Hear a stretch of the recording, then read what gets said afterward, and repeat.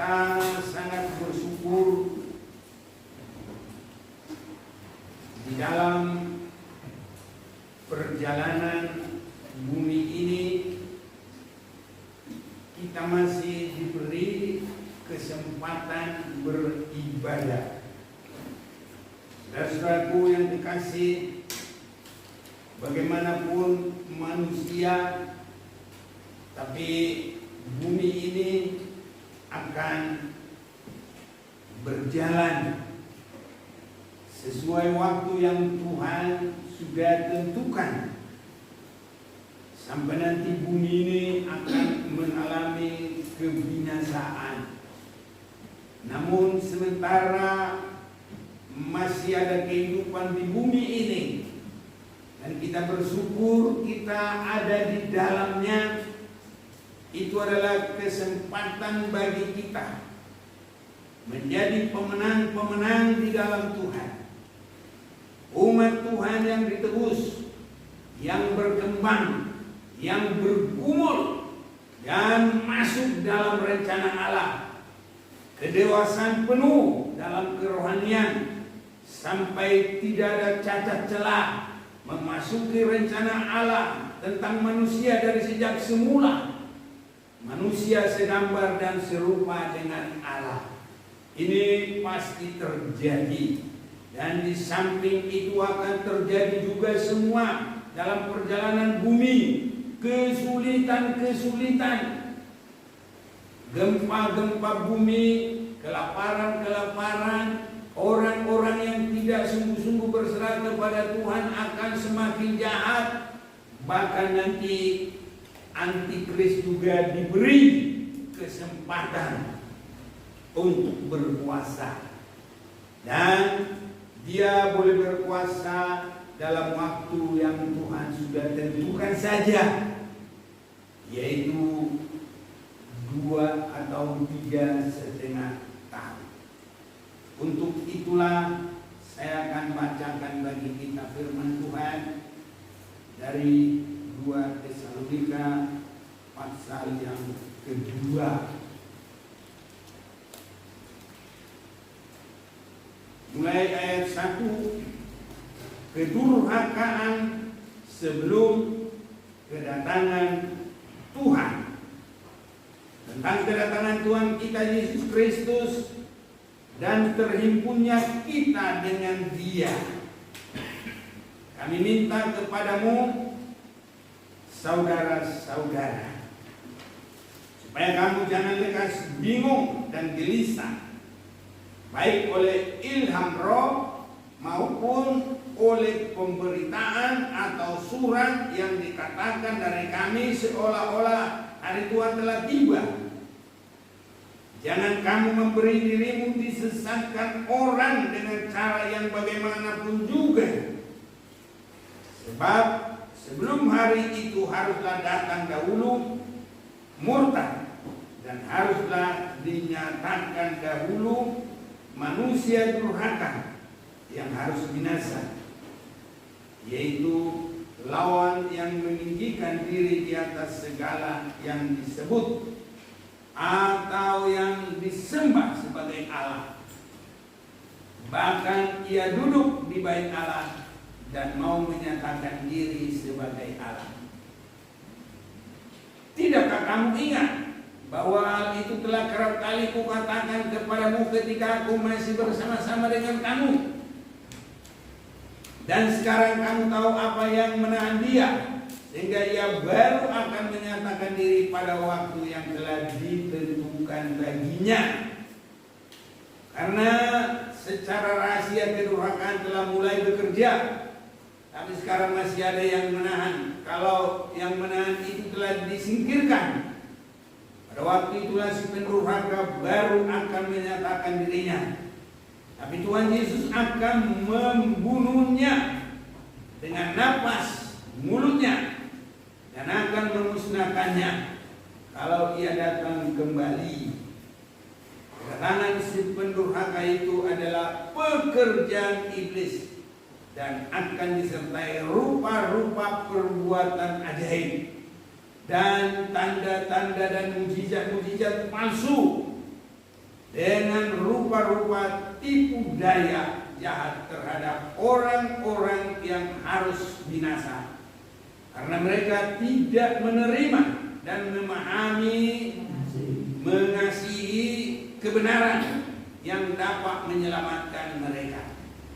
Dan itulah sebabnya Allah mendatangkan kesesatan atas mereka yang menyembah mereka, menyebabkan mereka percaya akan dusta, supaya dihukum semua orang yang tidak percaya akan kebenaran dan yang suka kejahatan.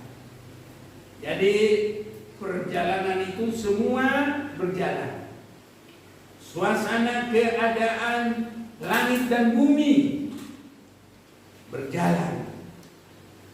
Kalau kita baca lagi itu mengenai langit dan bumi ini dalam Wahyu pasal yang ke-16,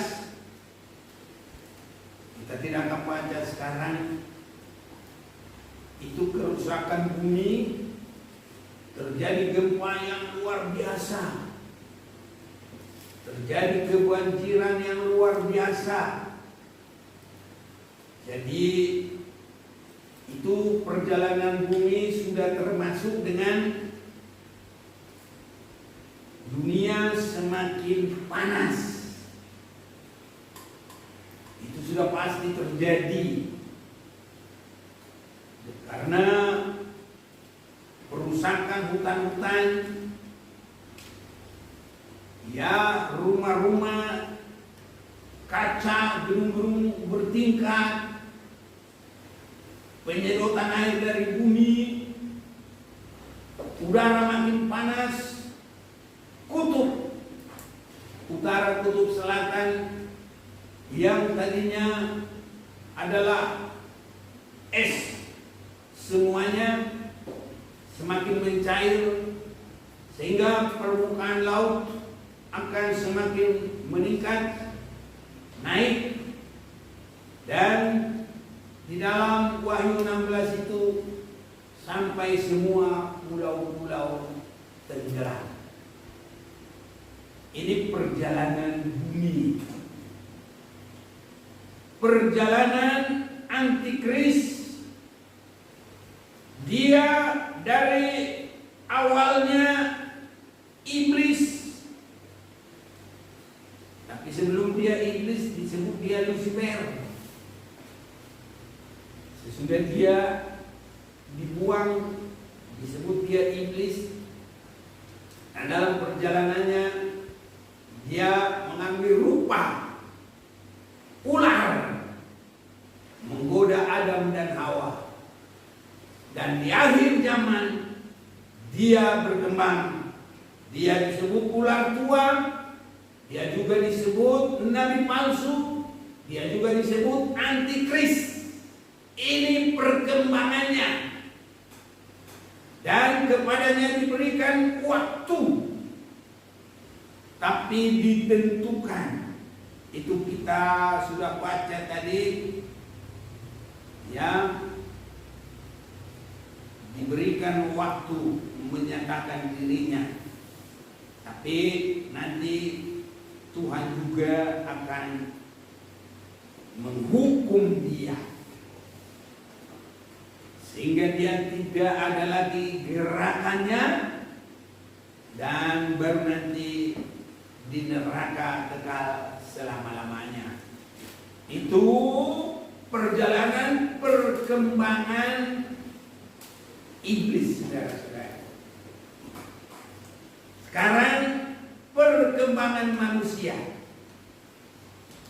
Dua jalur. Jahat semakin jahat, cemar semakin cemar. Ini satu jalur. Tapi satu jalur lagi, saudara-saudaraku, benar semakin benar, kudus semakin kudus. Kiranya kita bisa di dalam kategori ini. Saudara-saudaraku, kalau kita sudah lihat iblis dalam perkembangannya, Apakah kita harus takut kepada perkembangan iblis itu, nabi palsu, antikris, orang bilang chief, orang bilang tanda 666. Memang ada di Alkitab. Tapi apakah itu harus ditakuti? Saudara-saudaraku, bagi kita apapun itu tidak perlu takut. Itu tidak perlu ditakuti. Ini saudara-saudaraku bagi kita. Jadi apapun terjadi itu semua dalam perkembangannya dan selesainya waktu di bumi ini, nanti pertemuan kita dengan Tuhan, bagaimana caranya? Jangan khawatir, jangan takut, jangan lekas bingung, jangan gelisah, baik oleh ilham roh maupun oleh pemberitaan atau surat yang dikatakan dari kami, seolah-olah hari Tuhan telah tiba. Jadi memelintir firman Tuhan. Jadi kalau kita sudah dibentuk menjadi manusia yang rohani yang berkenan kepada Tuhan, tidak boleh takut dan bergumul. Jangan kamu memberi dirimu disesatkan orang dengan cara yang bagaimanapun juga. Saudara-saudaraku, ini penting. Jangan kita memberi diri disesatkan. Bagaimana supaya kita tidak disebut memberi diri disesatkan? Harus mengerti pengajaran firman secara lengkap, secara benar, dan berpegang kepadanya, berpondasi kepadanya, sehingga kita bagaikan rumah sudah dibangun di atas pondasi. Itulah orang yang mendengar dan melakukan firman. Dan disebut kalaupun ada hujan, nah ini tantangan. Dan hujan itu tidak ada hujan jatuh dari bawah ke atas, dari atas ke bawah. Nah ini tantangan. Dari atas ke bawah itu pekerjaan Lucifer. Nah, saudara-saudara ya, dan nanti di bawah dia bekerja lagi. Dia juga nanti menjadi banjir.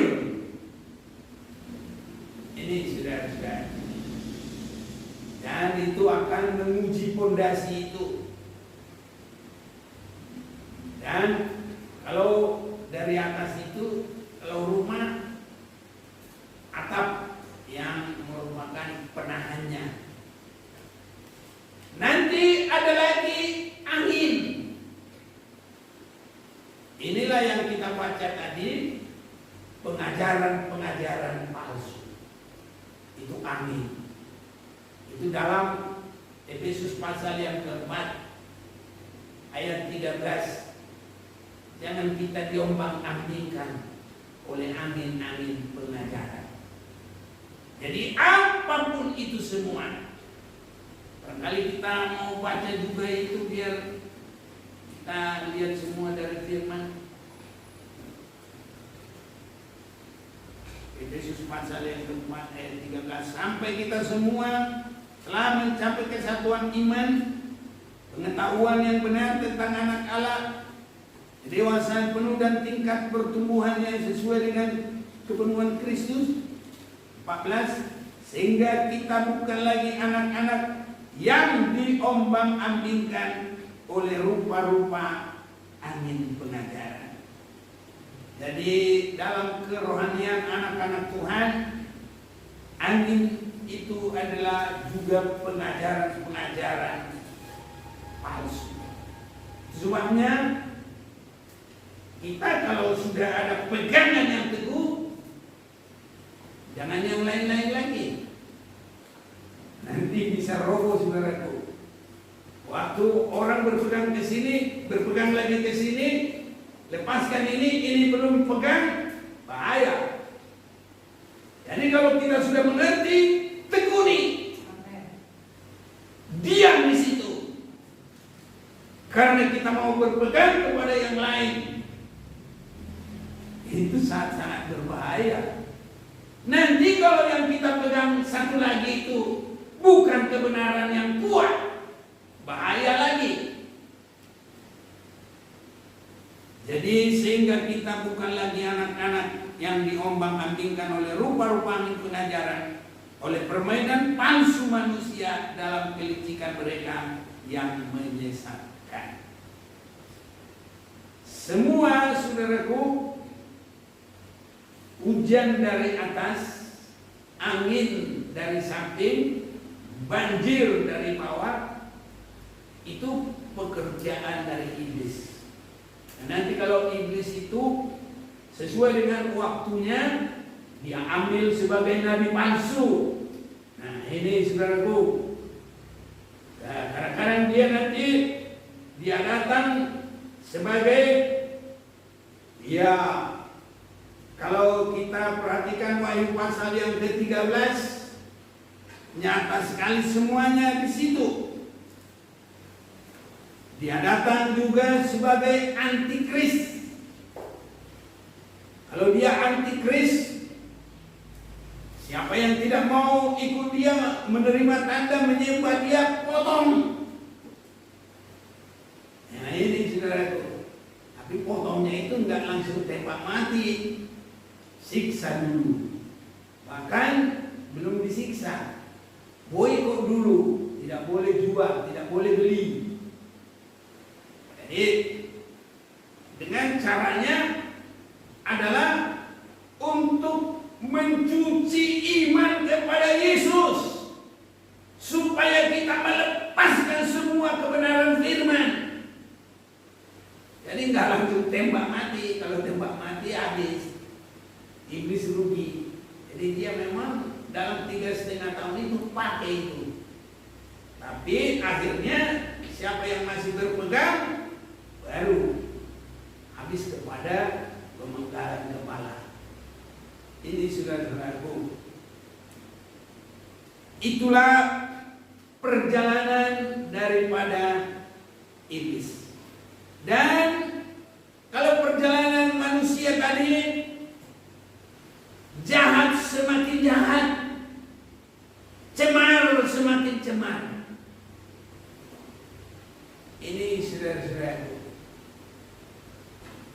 itu sebabnya kita harus semakin masuk dalam kekudusan dalam setiap langkah kehidupan, sampai pun dalam semua pemikiran harus semakin masuk dalam kekudusan Tuhan. Ini, saudara-saudaraku yang kekasih, sampai pun dalam kekudusan kita tidak masuk dalam kecemaran. Apa yang disebut kecemaran? Kecemaran itu adalah kerusakan nikah ataupun dosa-dosa perzinahan. Itulah kecemaran. Banyak tidak bisa mengikut Yesus karena Yesus sudah mengajarkan satu suami satu istri. Jadi yang tidak bisa melaksanakan itu ya otomatis dia agama bukan pengikut Yesus. Dia ambillah agama yang memuaskan kehidupannya, yang mendukung kemauannya. Tapi kalau Yesus datang, dia memperbaiki apa yang sudah pernah rusak. Itulah permulaannya yang mengikuti hukum Taurat, hukum-hukum Musa. Bahkan dalam perjanjian lama, kekudusan itu diartikan oleh Yesus dalam Matius pasal 19. Hanya satu suami, satu istri. Kedua itu menjadi satu daging. Jadi bukan 3 jadi 1, 2 jadi 1. Itu sebabnya sangatlah tidak benar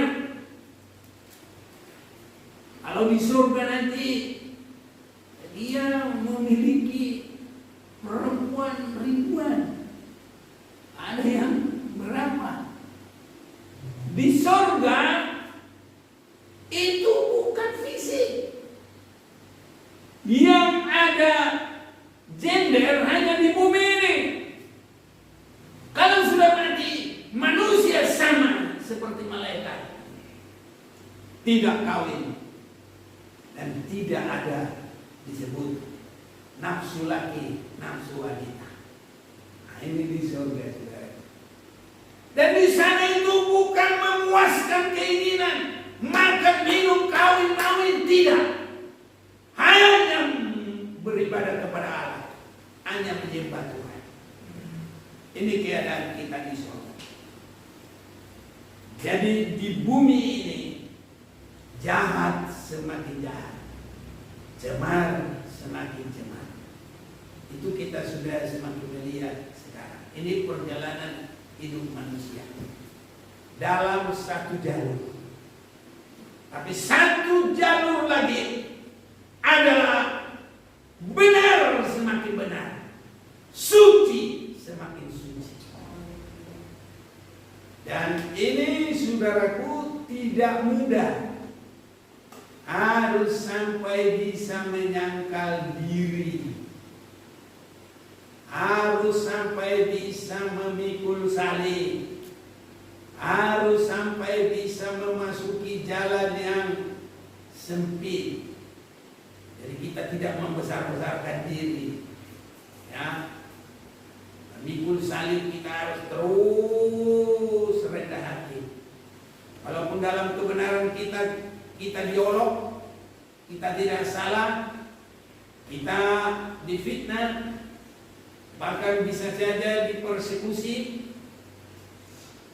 Tapi seperti Yesus tidak ada kekurangan, tidak ada salah.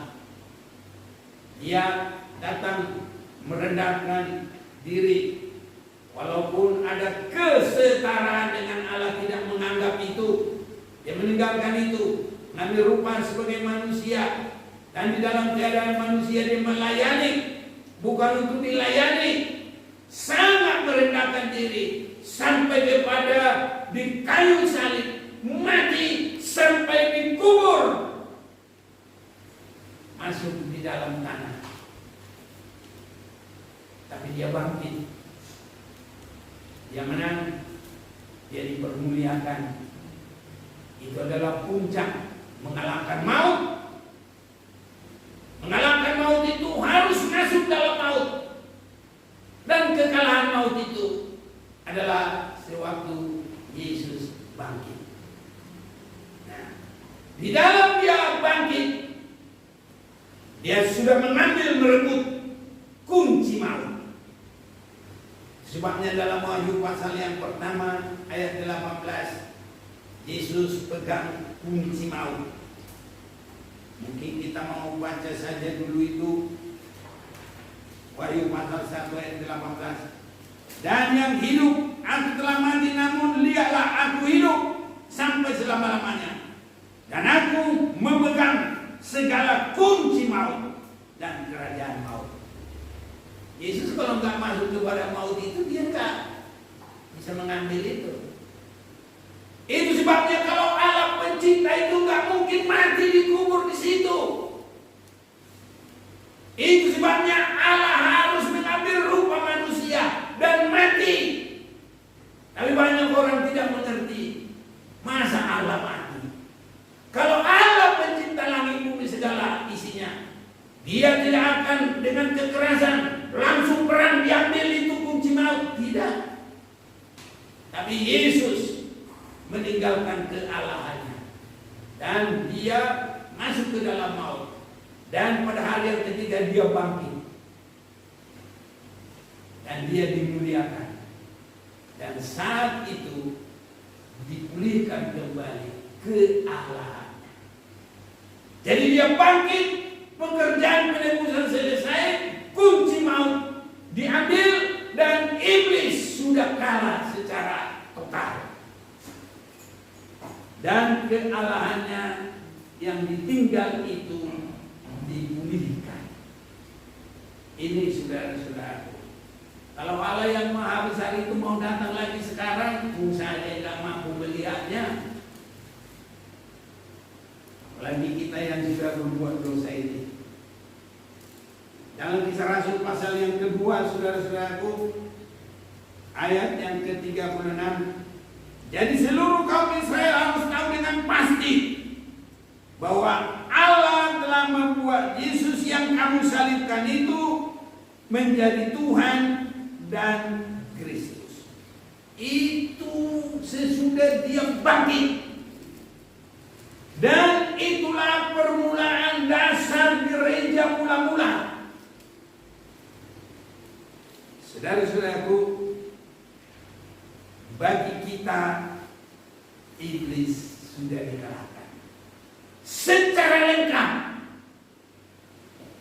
Mulai dari iblis yang mengambil rupa ular di Taman Eden, dan yang bekerja dalam hati manusia, dan di akhir zaman dia datang disebut sebagai nabi palsu, dia datang sebagai antikris, dia datang sebagai, mungkin orang lain bilang dajjal, saudara-saudaraku, ya, seperti apapun dia dalam Wahyu pasal 13.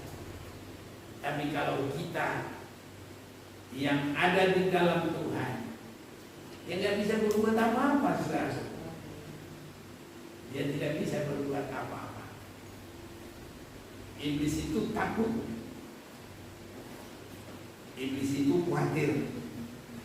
Itu sebabnya di dalam 1 Tesalonika 5, kita ini adalah orang yang sangat diberkati oleh Tuhan. 1 Tesalonika pasal 5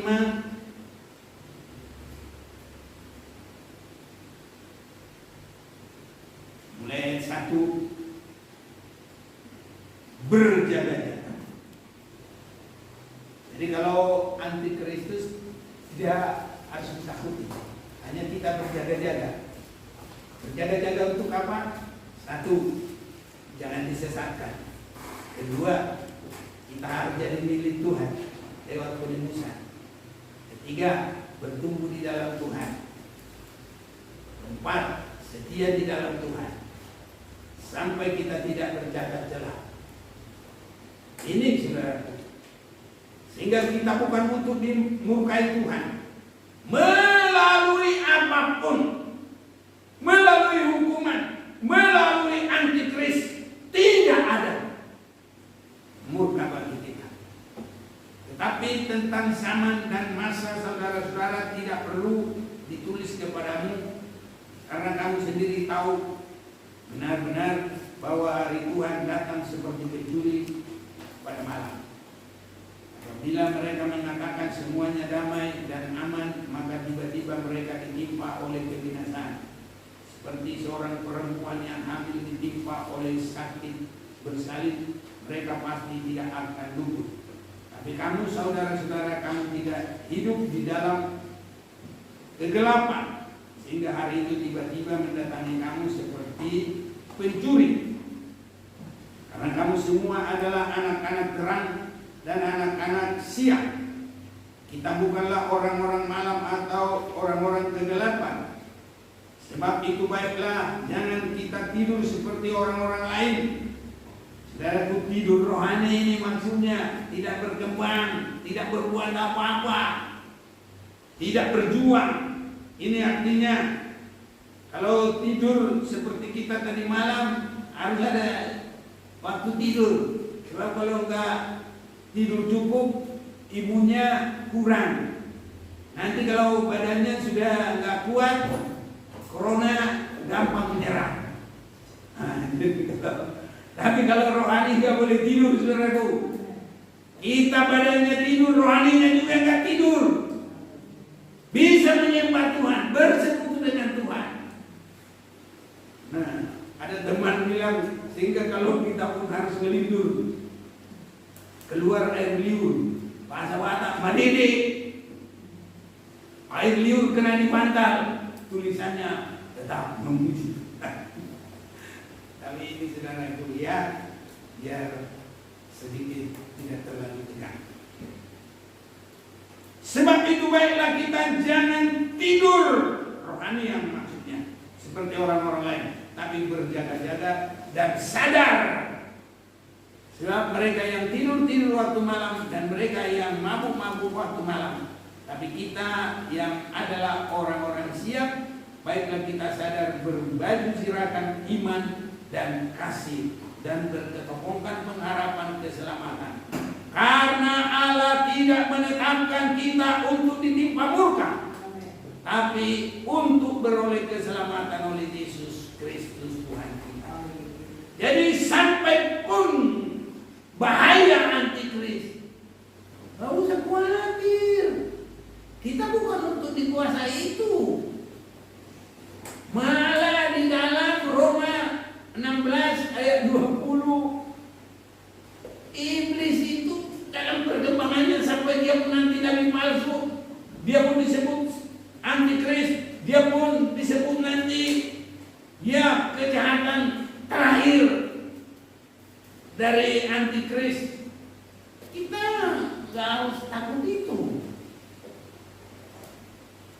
Kita diberi kuasa lebih besar yang ada pada kita, Roh Kudus yang ada pada kita, daripada kuasa antikristus itu.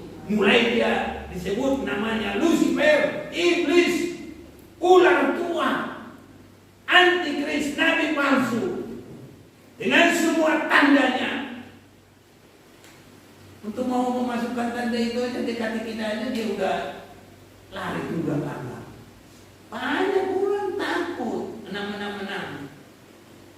Itu sebabnya apa saja itu semua itu, kalau belum merubah keimanan kita kepada Tuhan. Jangan ada pantangan, saudaraku. Orang bilang ada barangnya antikris, sabun kamai. Dulu begitu, saudaraku. Semir sepatu karena ada 6 kalau dibalik 9 nggak boleh pakai. Saya minta semua kasih ke saya, kalau nggak mau pakai jangan buang. Saya pakai semua. Itu kan tidak merubah iman saya. Yang mengalahkan iblis bukan barang-barang itu, iman saya. Itu mengalahkan iblis. Dengan barang-barang itu iman saya tidak dimatikan. Tapi berbuat dosa, melanggar firman, itu mematikan kita, mematikan rohani kita. Saudaraku, apapun chip tandanya benar, iblis tidak akan bisa memasukkan itu ke kita. Orang dekat aja tidak bisa kok. Kita diberi kuasa usir setan. Itu semua itu dalam perjalanan perkembangannya itu. Lihat, karena apa? Saudara-saudaraku, kita berharga di mata Tuhan. Kita sudah ditebus. Kita adalah milik Tuhan. Dan penebusan itu dengan harga yang mahal. 1 Petrus pasal yang pertama 18-19. Karena kita dibeli bukan dengan harga yang murah, bukan dengan emas dan perak, tapi dengan darah Yesus yang mahal. Dan ini menjadikan kita, saudara-saudaraku, milik daripada Tuhan. Dalam Titus pasal 2, saya mau ajak kita mau baca dulu ini.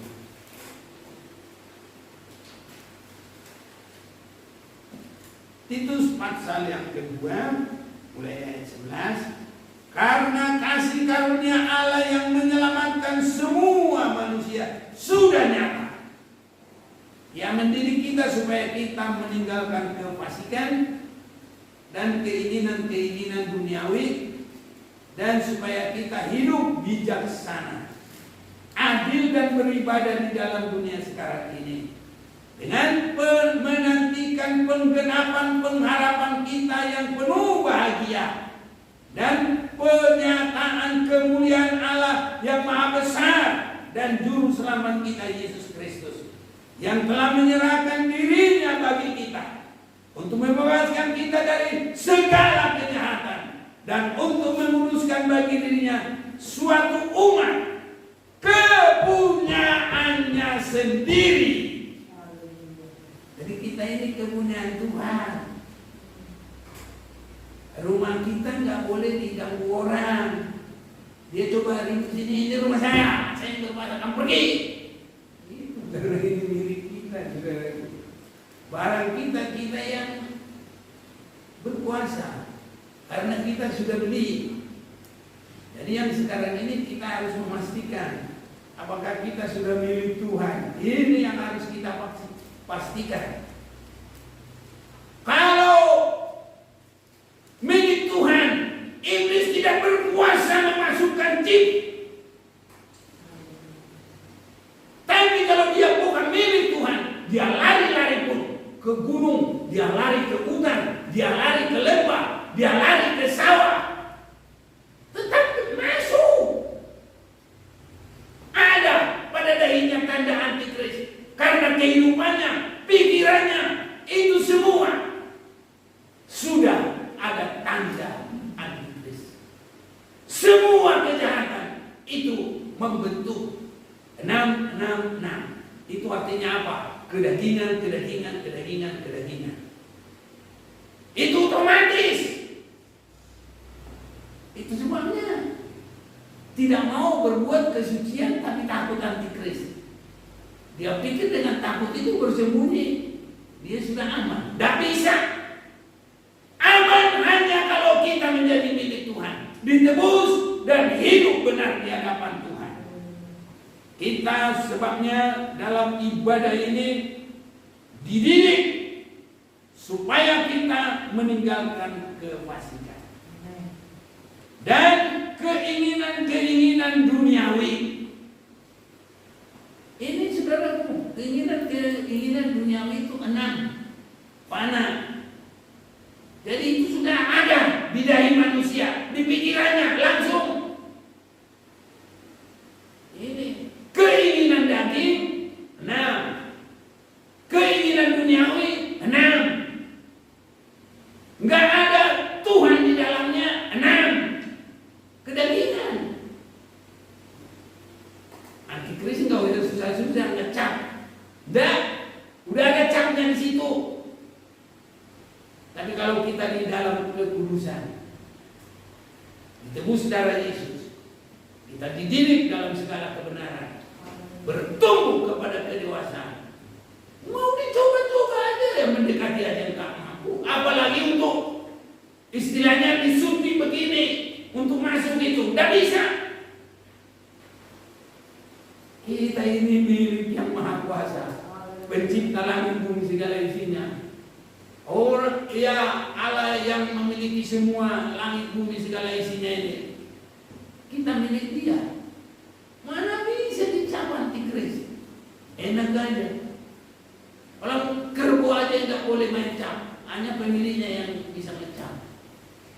Kalau kerbau itu lari dicap orang lain, nanti ketahuan lagi, wah ini kerbau saya dicap sama dia, nggak sah itu. Karena ini tandanya baru ditunjukkan. Contohnya itu lihat di pahanya itu nggak kelihatan mata manusia, harus di center baru kelihatan. Di situ ada tandanya, umpamanya tanda lahirnya hitam. Itu buktinya milik saya. Ayo, capnya itu dibongkar lagi, saudaraku, nggak bisa. Itu baru sapi, kerbau. Apalagi kita ini milik Tuhan. Mana boleh dicap yang bukan punya Tuhan? Hanya Tuhan yang bisa mencap kita. Apa capnya? Nama tertulis. Nama tertulis dalam kitab kehidupan. Bukan angka 66. Itu sebabnya saudaraku, yang telah menyerahkan dirinya bagi kita, yang membebaskan kita dari segala kejahatan, dan untuk menguruskan bagi dirinya suatu umat kepunyaannya sendiri yang rajin berbuat baik. Jadi kepunyaan Tuhan di dalam hubungan yang sangat paling intim, yang sangat erat. Ini yang harus ada pada kita. Dan inilah pegangan kita, inilah pemberitaan, saudaraku. Bukan takut antikris, tapi kita takut akan Tuhan dalam arti menjauhi larangan-larangannya dan semakin melakukan sesuai dengan kehendaknya.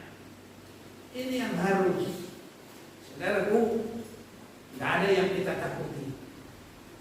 Sebabnya Yesus berkata, jangan kamu takut. Itu termasuk dengan semua perkembangan iblis. Mulai dari dia namanya Lucifer, ular yang di Taman Eden, yang nanti disebut ular tua, antikris, nabi palsu. Kau bisa ditakuti.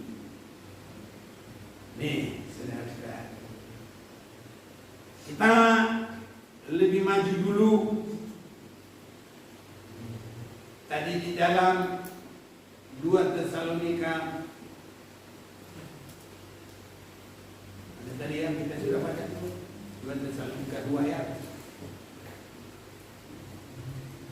Dan sekarang kamu tahu apa yang menahan dia, sehingga ia baru akan menyatakan diri pada waktu yang telah ditentukan.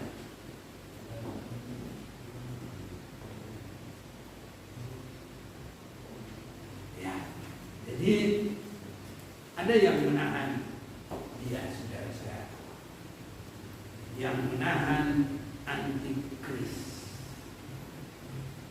Apakah kira-kira yang menahan dia? Saya ambil satu bagaimana ya hukuman atau beban yang ditekankan tidak bisa terjadi.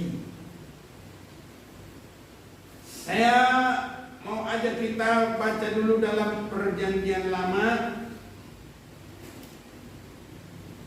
dalam kitab Kejadian. Kita akan baca terlebih dahulu.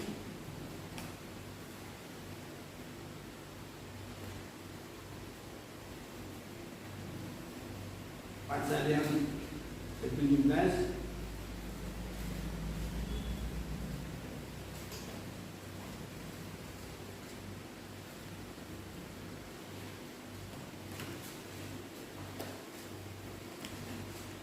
Ada sangat baik kita memperhatikan ini supaya kita semakin melihat contoh-contoh hal yang menarik. Jadi sewaktu pengalaman daripada Abraham, saat itu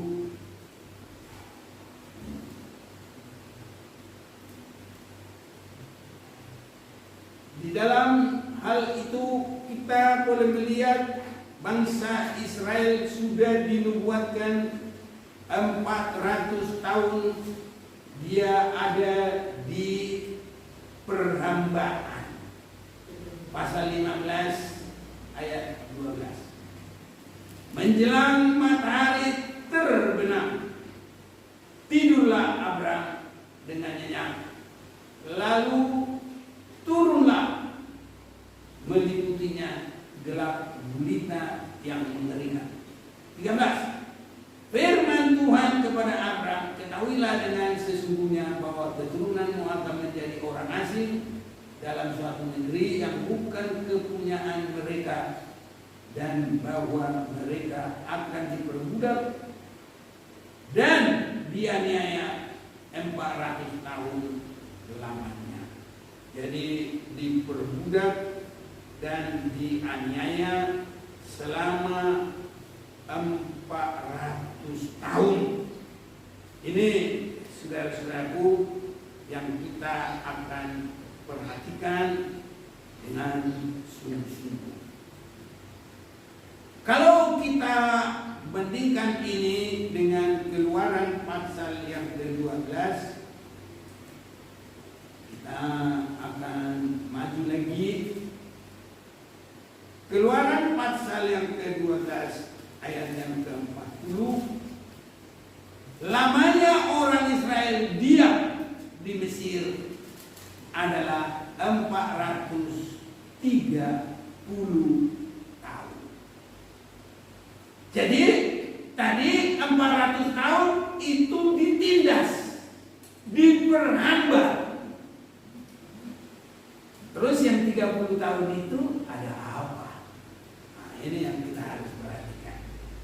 Kalau kita melihat dalam Keluaran pasal yang pertama, di situ kita akan memperhatikan Keluaran pasal yang pertama. Saya akan bacakan mulai ayat 9. Berkatalah raja itu kepada rakyatnya, bangsa Israel itu sangat banyak. Atau yang jelas dari 8. Kemudian bangkitlah seorang raja baru memerintah tanah Mesir yang tidak mengenal Yusuf. Nah, tidak mengenal Yusuf. Jadi 400 tahun diperhamba, 30 tahun itu adalah masa Yusuf ada di sana. Mereka tidak diperhamba. Bahkan Yusuf membeli semua tanah Mesir. Tapi tanah orang Israel, Gosen tidak ada yang dibeli. Jadi mereka itu lebih tinggi dari semua masyarakat di Mesir. Ada apa? Karena ada Yusuf. Yusuf adalah menunjuk kepada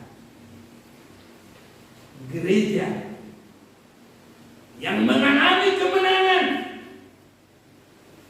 Dia menjaga kekudusan. Dia mengambil tabiatnya Yesus. Biar difitnah, diolok, dia mengampuni juga. Ini ada hidup Yesus. Dan ini adalah menunjuk gereja Tuhan yang dewasa, mempelai Kristus. Ya. Jadi dengan adanya Yusuf di Mesir, saudara-saudaraku, bangsa itu tidak ditindas, sangat dihargai. Jadi semua kebengisan itu adalah kalau sudah tidak melihat lagi ada Yusuf. Itulah ayat 9. Berkatalah raja itu kepada rakyatnya, bangsa Israel itu sangat banyak dan lebih besar jumlahnya daripada kita. Mari kita bertindak dengan bijaksana terhadap mereka supaya mereka jangan bertambah banyak lagi. Dan jika terjadi peperangan, jangan bersekutu nanti dengan musuh kita dan memerangi kita, lalu pergi dari negeri ini. Sebab itu pengawas-pengawas rohani ditempatkan atas mereka untuk menindas mereka dengan kerja paksa. Mereka terus mendirikan bagi Firaun kota Ramses, kota-kota perbekalan, yaitu Pitom dan Ramses. Ini saudara-saudara. Jadi sewaktu masih ada Yusuf, tidak ada penindasan, aman, bahkan mereka lebih tinggi derajatnya. Nanti kalau saudara-saudaraku baca lagi bagaimana Yusuf, semua tanah Mesir dibeli menjadi milik Firaun. Tapi Gosen tempat orang Israel tidak dibeli. Ada terkecualian. Semua indah kalau ada Yusuf. Ini artinya di hari kemudian ini, kalau ada gereja yang meningkat dewasa rohani, bukan lagi Firaun, tapi iblis dengan segala kelicikannya. Dia datang nanti pendurhaka, dia datang nanti nabi palsu, dia datang nanti menjadi antikris. Kalau masih ada gereja yang dewasa di bumi ini, dia tidak berkuasa, saudaraku. Itu yang menahan. Dan di dalam umat Tuhan itu, gereja secara keseluruhan, ada Roh Kudus, ada firman. Jadi gereja yang ada Roh Kudus dan ada firman, yang menyempurnakan, Roh Kudus yang memimpin kepada kesempurnaan, itu menahan antikris. Malah dia yang lebih berkuasa dari antikris, bukan antikris lebih berkuasa dari anak-anak Tuhan. Cuma sering anak-anak Tuhan tidak beriman. Kenapa tidak beriman? Karena iman itu timbul dari pendengaran akan firman Kristus. Kalau itu terus limpah dalam kita, kita nggak takut antikris. Kita yakin Roh yang ada pada kita, firman yang ada pada kita lebih berkuasa dari antikris. Apa yang takut itu, Cip? Mana bisa kita digores dengan 6-6? Ya kalau divaksin nggak apa-apa. Ya itu peraturan negara. Tapi kalau antikris nggak bisa, 666 nggak bisa. Kalau divaksin kan iman kita kan nggak disuruh tinggalkan Yesus, kan nggak kan? Vaksin itu suruh nggak boleh percaya sama Yesus, nggak boleh mengikuti Yesus, kan enggak? itu bukan punya antikris, saudaraku. Antikristus itu harus sampai merubah penyembahan kita dari Allah yang hidup, Yesus Kristus, kepada setan. Itu sebabnya di dalam 2 Tesalonika 2 tadi, dia duduk di bait Allah untuk disembah. Jadi dia mengalihkan penyembahan. Jadi antikristus itu mengalihkan penyembahan. Dia semua ngerti. Tapi kalau kita lebih dekat kepada Tuhan, itu bukan antikris, saudaraku. Sebabnya mari lebih sungguh-sungguh. Nanti Tuhan sendiri memberi kesempatan kepada antikris. Tadi kan kita sudah baca di dalam 2 Tesalonika itu, ya, saya ulang baca 2 Tesalonika 2 mulai 6. Dan sekarang kamu tahu apa yang menahan dia, sehingga ia baru akan menyatakan dirinya pada waktu yang telah ditentukan baginya. Kapan waktu ditentukan bagi antikris? Saudara-saudaraku, sekarang sebenarnya sudah banyak antikris, tapi masih ada yang menahan dia. Ayat 7. Karena secara rahasia kedurhakaan telah mulai bekerja, tapi sekarang masih ada yang menahan. Kalau yang menahan itu telah disingkirkan, pada waktu itulah si pendurhaka baru akan menyatakan dirinya. Tapi Tuhan Yesus akan membunuhnya dengan napas bulunya dan akan memusnahkannya kalau ia datang kembali. Dalam 1 Yohanes 2 juga, saya mau ajak kita baca ini biar kita semakin jelas sekali. 1 Yohanes pasal yang kedua.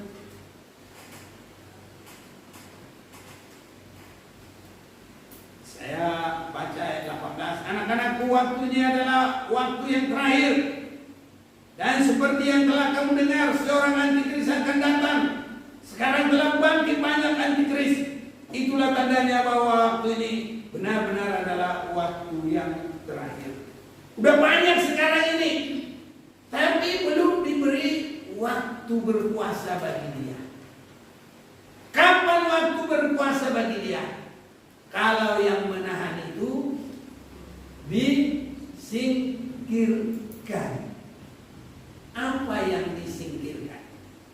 Mari kita akan lihat dalam kitab Wahyu pasal yang ke-12.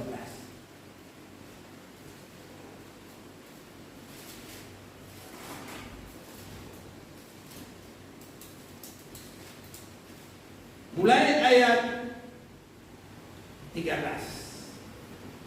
Ada disebut naga pemburu perempuan itu. Itulah gereja mempelai Tuhan yang digambarkan oleh Yusuf, kerohanian Yusuf. Yusuf itu yang memiliki firman, berpegang kepada firman. Nah, ayat 13. Dan ketika naga itu sadar bahwa ia telah dilemparkan di atas bumi, ia memburu perempuan yang melahirkan anak laki-laki itu. Kepada perempuan itu diberikan kedua sayap dari burung nasar yang besar, supaya ia terbang ke tempat di padang gurun, di mana ia dipelihara jauh dari tempat ular itu selama 1 masa dan 2 masa dan setengah masa. Jadi kita lihat di sini ada penyingkiran. Diberi kedua sayap dari burung nasar yang besar supaya ia terbang ke tempatnya di padang gurun. Nah, ini padang gurun mana? Ya kita nggak mengerti. Nanti mana tahu ada waktunya Tuhan mengungkapkan lagi pengertiannya. Tapi sekarang belum. Ada waktunya kalau Tuhan mau. Nah, yang penting dia disingkirkan. Dan di situ dia terpelihara. Ada banyak orang-orang, pendeta-pendeta juga rohaniawan, mereka mendahulukan dengan membawa makanan-makanan kaleng ke gua-gua, ke tempat yang tersembunyi, seolah-olah itulah tempat penyingkiran, tempat pemeliharaan dari gereja itu. Tapi saya katakan, mulai dari padang belantara dan dalam kerajaan 1000 tahun, semua adalah hanya pemeliharaan Tuhan. Apa hidup mereka semua sudah langsung dari Tuhan. Walaupun kehidupan ini masih jasmani. Ya. Jadi apakah kita nanti makan apa saya kurang tahu. Tapi pasti terpelihara. Saudara-saudaraku, gereja belum diberi kedua sayap burung nasar dan dia belum diasingkan kepada tempat pemeliharaan, dan disebut di sini dalam padang gurun. Jadi yang penting ditulis di mana ia dipelihara jauh dari tempat ular itu selama 1 masa dan 2 masa dan setengah masa. Saudaraku, baru nanti di bumi inilah keluar binatang yang keluar dari laut, binatang yang keluar dari bumi, dan itulah semua kekuasaan antikristus itu. Dan segala apa yang ada padanya, bagaimana caranya menghilangkan keyakinan, kepercayaan manusia dengan memboikot, dengan tidak boleh menjual dan membeli, dan semakin memperketat sampai kepada penyiksaan fisik, dan diakhiri sampai kepada darah, tetes darah yang terakhir. Ini saudara-saudara. Tapi itu siapa? Mereka yang tidak mau memperhatikan dengan sungguh-sungguh. Tadi kita sudah lihat itu dalam Tesalonika itu ayat 9, kedatangan si pendurhaka itu adalah pekerjaan iblis. Nah, itu antikris dari palsu tadi. Dan akan disertai rupa-rupa perbuatan ajaib, tanda-tanda mujizat palsu. Jadi permulaannya dia seperti malaikat terang dulu, baru nanti mulai pemboikotan, baru nanti mulai ya penyiksaan fisik.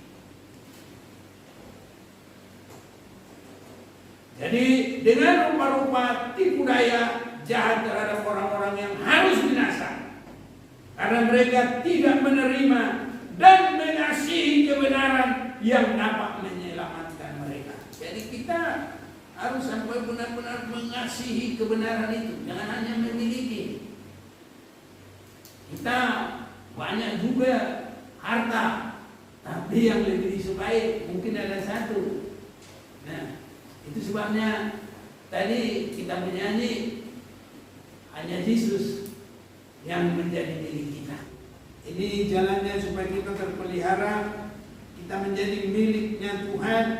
Kita akan dipelihara oleh Tuhan dengan rupa-rupa tipu daya jahat terhadap orang-orang yang harus binasa. Jadi yang bisa dimasuki tanda antikristus yang harus binasa. Mengapa?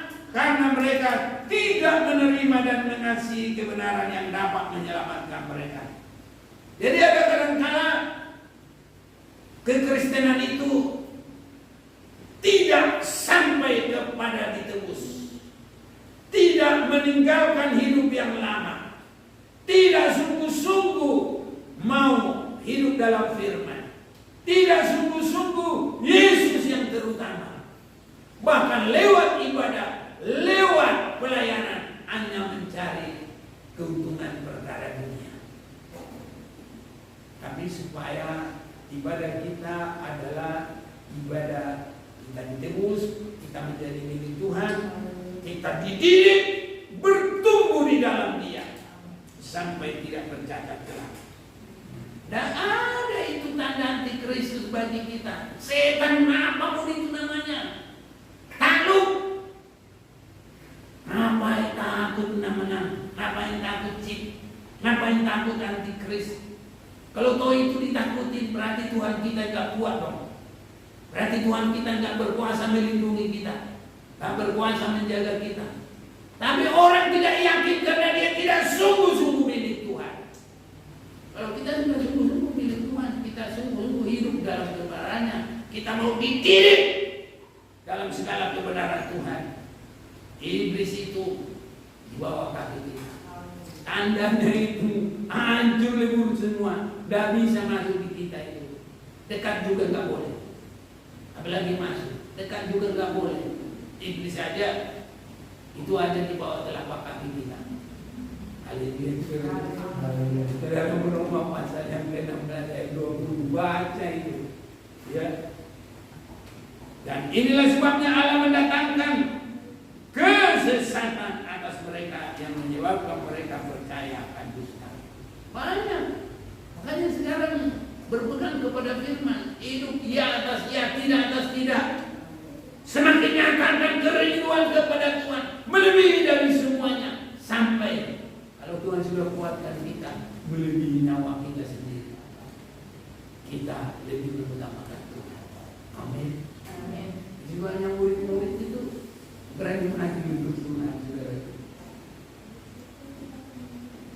12 murid-murid itu kecuali Judas Iskariot yang diganti oleh Matias, semua rela mati untuk Tuhan. Ini saudara, biar kita lebih sungguh-sungguh. Jadi kita tidak ada khawatir lagi dengan antikris. Sebabnya saudara-saudaraku, kita harus semakin dididik dan kita harus memiliki pengalaman di dalam Tuhan. Kita akan baca lagi satu ayat dalam Filipi pasal yang ketiga.